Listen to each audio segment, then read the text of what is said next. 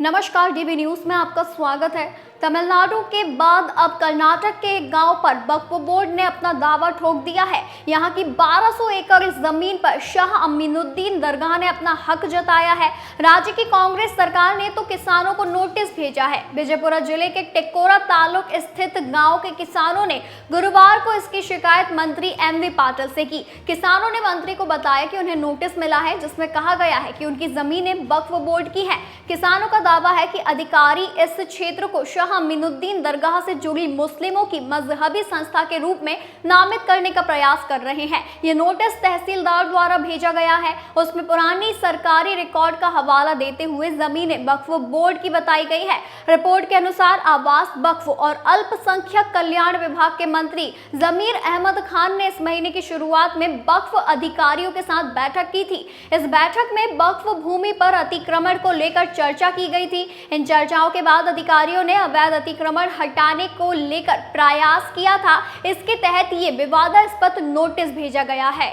बता दें कि गांव पंचायत के उपाध्यक्ष सुनील शंकरप्पा टुडीगल ने कहा कि नोटिस में कहा गया है कि ये जमीन शाह अमीनुद्दीन दरगाह की है, लेकिन ये दरगाह सदियों से अस्तित्व में नहीं है, जबकि पीढ़ियों से हमारे परिवार इन जमीनों के मालिक है। लगभग 41 किसानों को नोटिस मिले हैं। उनसे स्वामित्व का कागजात देने के लिए कहा गया है। अगर सरकार नोटिस वापस लेती है तो हम विरोध प्रदर्शन करेंगे। आपको बता दें, वक्फ बोर्ड का दावा किया गया ये नोटिस 1974 के गजट की घोषणा पर आधारित है। विजयपुरा वक्फ बोर्ड की अधिकारी तबस्सुम ने कहा कि भूमि को राज्य सरकार द्वारा वक्फ संपत्ति के रूप में चिन्हित किया गया था और इसे गजट में दर्ज किया गया था। हालांकि कुछ नोटिस गलती से किसानों को भेज दिए गए थे। अगर उनके पास वैध भूमि रिकॉर्ड है तो वक्फ बोर्ड उनके खिलाफ कोई कार्यवाही नहीं करेगा। नोटिस मिलने के बाद किसानों की नींद हराम हो गई है। वे तनाव में आ गए हैं और अब उनके सामने जीवन यापन की समस्या खड़ी हो गई है। इसको देखते हुए उन्होंने बड़े पैमाने पर विरोध प्रदर्शन की चेतावनी दी है।